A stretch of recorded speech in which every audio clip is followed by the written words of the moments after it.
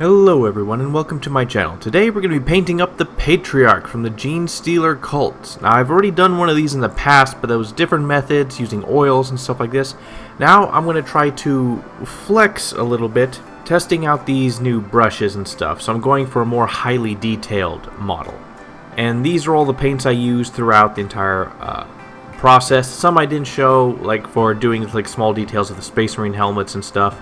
But apart from that, the model has already been primed with a car primer, a black car primer. So we're going to start off with Cantor Blue, Calidor Sky, and Baharoth Blue. What we're going to do is we're going to layer on colors. So we can start off with some pure Cantor Blue, but I'm going to water it down heavily till it easily flows and is pretty transparent. We're going to apply this as a base layer. I apply one coat all over the blue skin and stuff. Then once that's done, I apply a second coat on like his more raised areas, the muscle tendons and stuff like that. In the deep dark recesses, I didn't touch it again. And then after that, I had a basic foundation of colors. So it's darker in the recesses and it's a bit lighter where it's raised up essentially. Then after that, I did a 1-to-1 mix of Cantor Blue and Calidor Sky, watered down heavily of course, and I built up some layers on that. Well, really one layer, but still. And then I went with pure Calidor Sky, and then what I did was I then did highlighting all the edges of his chitin armor stuff. He has some actual solid breaks or lines and stuff, so it's easy to follow. Some of his stuff along his arms have like not sharp points, but like clear edges on him. And so I followed those lines, and I built this layer up maybe once or twice, depending on how well the color adhered. Then with a 1-to-1-ish mix of Calidor Sky and Baharoth Blue, we then do another further highlight. Now this is covering basically just like half of the previous highlight. So we just do the raised areas, the part of the lines that are more up or more on flat open planes and stuff, basically where light would hit. And so painting good thin lines within the lines we've already made, so like 50 to 60% of the highlights we did in the previous step we will now do in this step. And then finally with pure Baharoth Blue, we do very thin lines or dots on places where like sharp points or angles where the light would catch, like a reflective light and stuff like that.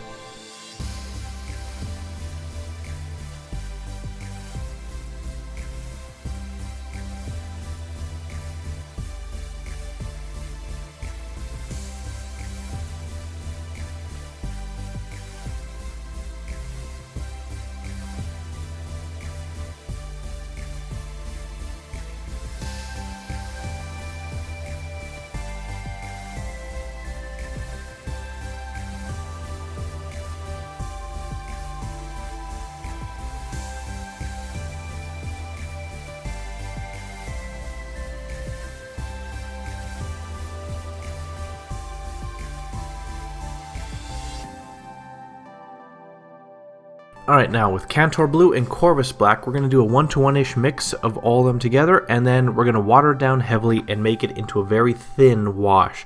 And so basically, the highlights on his body are a little too extreme. So I'm basically going to apply a layer of all of this all over to tie the colors together, blend them in better, fill in the recesses, and tone down the highlights. I did this like twice. Depending on where it was, like depending on the highlights. Some places needed it twice, like one place only needed it once, but yeah.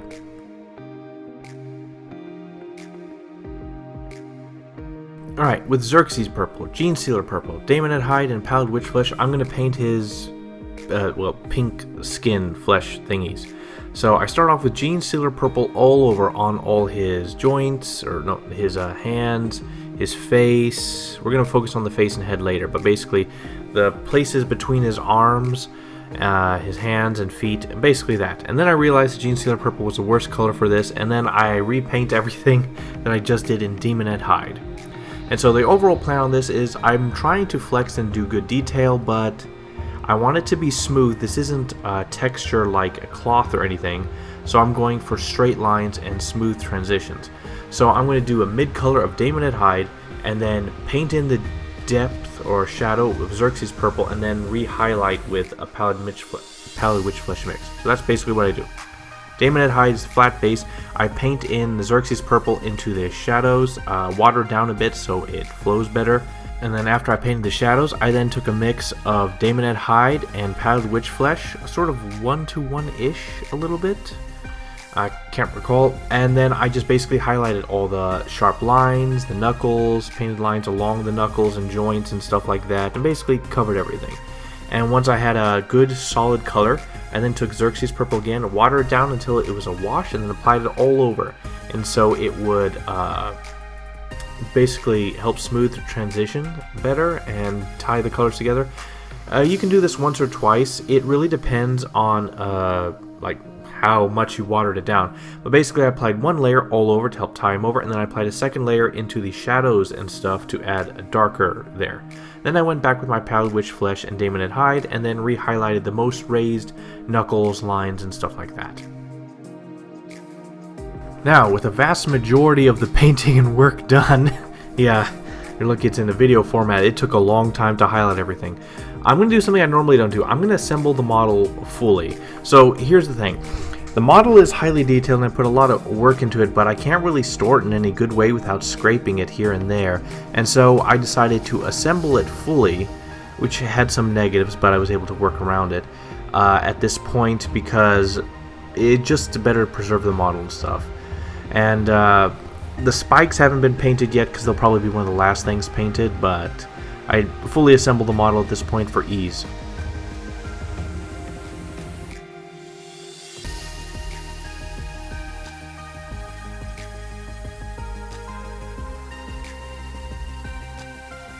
Now with Xerxes purple, Daemonette hide, and powdered witch flesh, I then focus on the face. I probably should have done this before I assembled it. But essentially what happens is, so I do a Daemonette and powdered witch flesh mix, highlight the whole face, apply shadow in there as a wash, re-highlight the face again, maybe apply some more shadow in some areas, and then I use pure powdered witch flesh to dot like some very sharp corners because he has very sharp cheekbones, eye bones. This was a bit of a mistake because it was a bit too much of a high contrast, so what I do is I later come back and with mostly powdered witch flesh and a little bit of Daemonette hide, I then re-highlight the most raised areas that I did with just pure powdered witch flesh to fix it. And yeah, and I also redid his jawline later.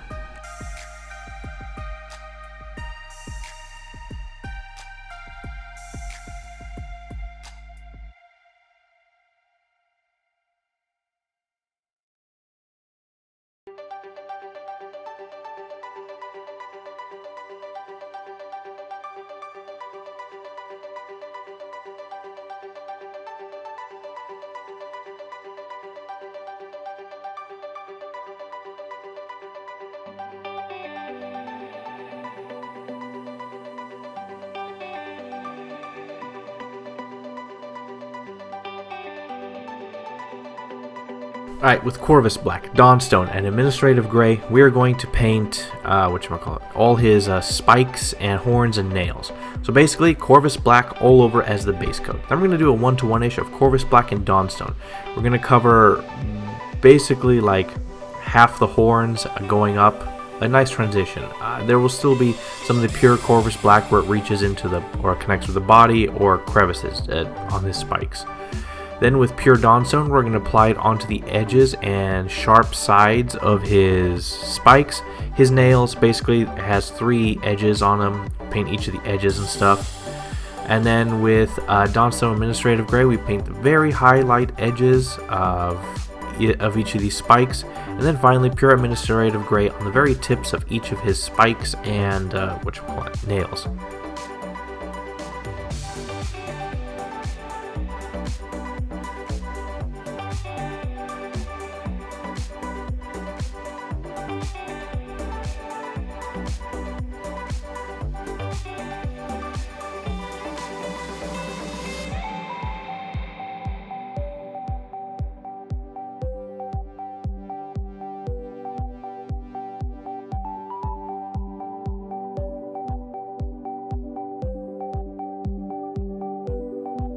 Alright, with Genestealer Purple, Luganeth Orange, Dorn Yellow, and I don't show it here but Pallid Witch Flesh, I'm going to paint his glowing brain thing. So I have no idea how to do this. I looked at the picture for many times, I could not make heads or tails of it. So what I'm going to try to do is highlight the brain first with Genestealer Purple, all the lobes, ears, and pieces like that on both sides. Then I decide it's not bright enough, so I take the Genestealer Purple and a little bit of Pallid Witch Flesh into it to lighten further, and then I re-highlight all the lobes and ears and stuff like that in his brain on both sides. Now here's the part that I have no real clue on. So first I take Luganeth Orange as a wash and I apply it all over the general area of where it's going to glow. I apply a few layers of it super watered down to sort of build a transition color. Then I start applying it on areas of his brain lobe, highlighting his lobed brain a bit with it. Then I proceed to do the same thing with Luganeth Orange and Dorn Yellow mix, highlight the more places where the nails on his fingers would go into. And then finally I take a wash of Genestealer Purple and apply it on his brain to kind of fix things a bit, or like add some more depth and shadow into the ears of his brain. Yeah.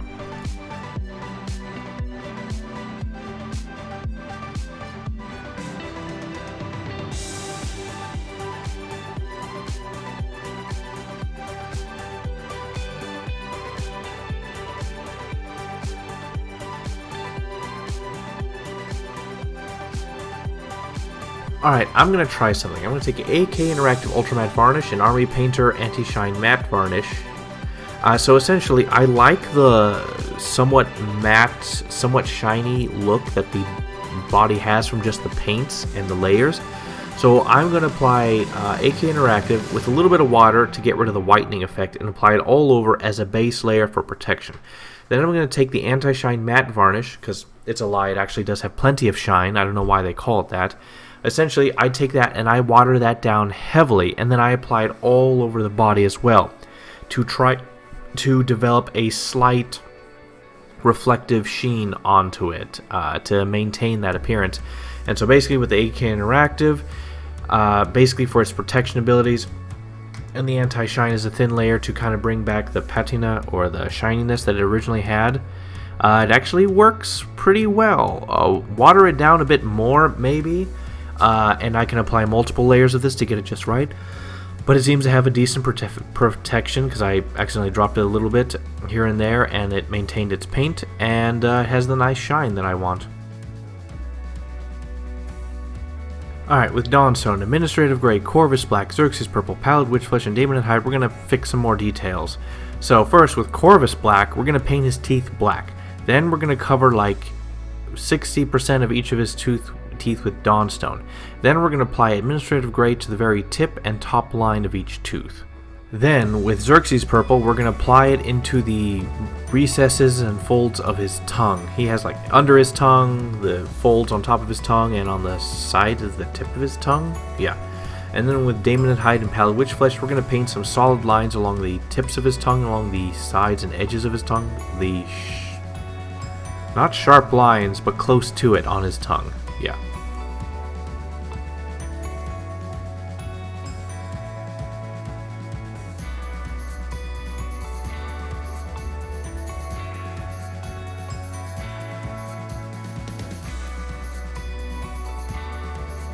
Alright, with Runelord Brass, Sycorax Bronze, Iron Warriors, this Oxide color, and Duraluminum, we're going to paint his base thingy thing. So we're going to first start off with Runelord Brass all over as a base coat on the pipe. Then I take the Runelord Brass in a 1-to-1-ish mix with Iron Warriors, having no idea what I'm doing, I'm just like feeling it out. I then basically paint all the flat wide areas with this mix, including the propeller inside the fan thing. So basically only the ribs of this pipe are gold-ish. I then take the Iron Wars and just apply it pure onto the fan again to get a better color on it. After that, I then decide that it ain't working too well, so I take a few other paints. So I take Black Templar Contrast paint and I water it down heavily, very heavily, because it's a very strong pigmented paint, and apply like a few coats all over the pipe and stuff. And then it works well to build some shadow everywhere and some depth. Then I take Coella Green Shade, water that down, and that's like a teal sort of oxide looking color, and I apply it all over and then a little bit more on the underside. After that is done, I then go to Sycorax Bronze and then I highlight upper areas of the pipe, folds, ribs, whatever, and stuff like that to apply this brass color, and then a few more raised areas along the spine and edges. Then finally, with duraluminum, I then apply this to the edges of the blades on the inside to highlight them a bit and add some like scuff marks to it. I also use this to outline the edges of dents, folds, and also cuts into the metal and stuff to add some flavor, texture, highlight some edges and stuff, the fine edges, the more raised areas, yeah. And then with the oxide color, I then apply this deep into the folds, each of the rivets, in deep places, here and there. This is more of like an artistic touch thing. You figure it out on your own, or like feel it out, I would say. I just guessed where to put it. It looked okay.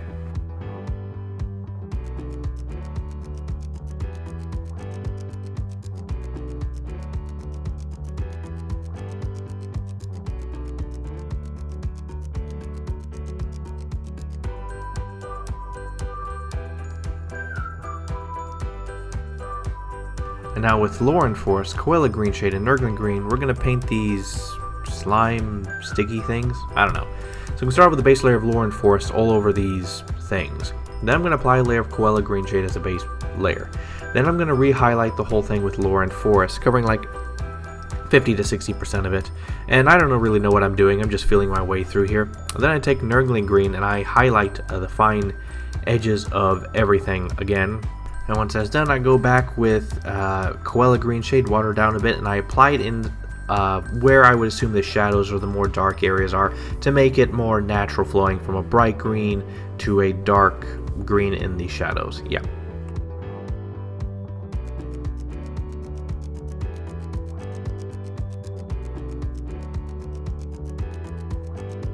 Alright, with Carrick Stone, Ushab T-Bone, Screaming Skull, and Agrax Earthshade, we're just going to do quickly the skulls. So this is just going to be a simple, quick, easy way. So, Carrick Stone all over. Then cover the top parts of his head, face, and stuff of these skulls with Ushab T-Bone. Then we're going to highlight the edges and the sharp parts of the eyes, nose, jaws, teeth, stuff like that. And a fine line along the sides of their head.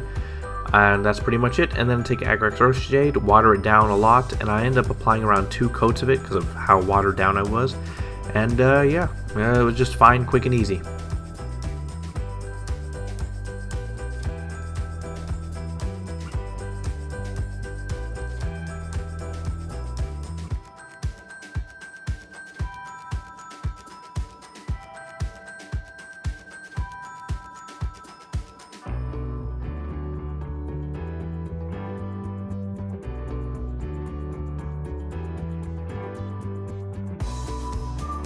Alright, and then with AK Interactive, Dark Earth, Asphalt, and then Agrax Earthshade, I'm going to finish the base. So it already is done.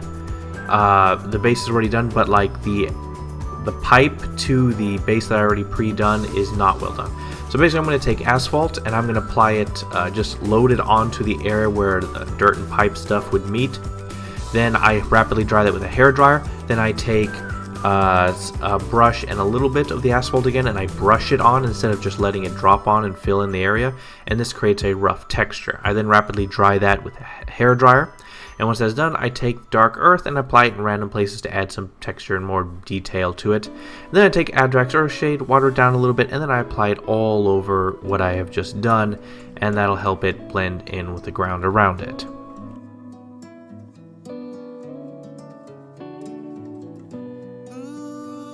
And done. I'm gonna call it done there. Now, I skipped over the part where I did the Space Marine helmets, but it's like, whatever. I chose Imperial Fists because, like, I was thinking, like, where do I know where Genestealers could be? There's a Genestealer Cult in Necromunda. Necromunda is an Imperial Fist recruitment world. I was like, okay, that fits. And so, yeah. I'm not gonna bother showing you how I painted the Imperial Fist helmets because it was terrible, and they're just passable. They look worse than everything around it, like quality wise, and so they don't drag everything down that much. But alright, the model is done. I tried to copy the box art a bit more using the sable brushes to be able to paint those very thin, fine lines along their biceps and legs and stuff like that, and man, it was a chore and a pain to do this guy. It's around 2 weeks when I started painting him to when I finished. The first week was me staring at the model and then moving on to do something more interesting. Then the second week was me actually painting him. He didn't actually take that long to paint, except for the highlighting part. That took a bit more time, but it was actually fun to do the highlighting. It was fairly simple. The brushes really take a lot of the chance work. Like, I know I can paint that line instead of, is my brush going to mess up, or is it too big, or is it going to flick in the wrong direction, spread the paint the wrong way, and screw everything up. Now, with these brushes, I'm able to actually paint the lines repeatedly and easily. So overall, the body looks good. When I paint Genestealers, I'm not going to copy this design or this method, because that takes way too long and this was too tedious, and it's kind of boring. So the model, the Patriarch, is boring to me to paint. I made do with what I could to try to make it more exciting and interesting, but I mean, he looks good, but meh. The pink skin stuff turned out actually really good. It looks pretty smooth and detailed, and the spaces between the biceps and stuff were really difficult to do, but I did those with very fine brushes and stuff, but it came out well enough. The pipe actually turned out really good. I was surprised at how well. I was just doing random things, and the metal looked so detailed and stuff. I can't believe it. I suck with metal normally, and this one time I actually did something good. I guess it's something to not do a gun, bolter gun or something so plain and simple. Apart from the base, it's just some tedious stuff. The helmets were a bit difficult to paint when it was already fully assembled. The brain, the glowing part of the brain, I don't know. It's like, if you squint, it's passable, but meh. His face is good. His body is good. The pink skin is good. A lot of things are good, but overall, I find the model to be a little bit dull. Not a matter of its posing, but it's just like blue body, pink skin. That's it. A little boring for essentially your warlord for the GSC. So. Alright, I did my best to like spruce up, make it more interesting, but yeah. But he is a good model. I did pretty well. But I got like, it's been 2 weeks and I just gotta finish this up, so. Anyway, so overall I'll say an 8 out of 10. I was like, I can't really think of anything better to give it. Like, is it a 9? I don't know if I could do anything with it that could make it a 9, or if it's just something so simple. Anyway, so like the video if you like the video, share if you want to share, comment if you want to comment, and more to come. Bye.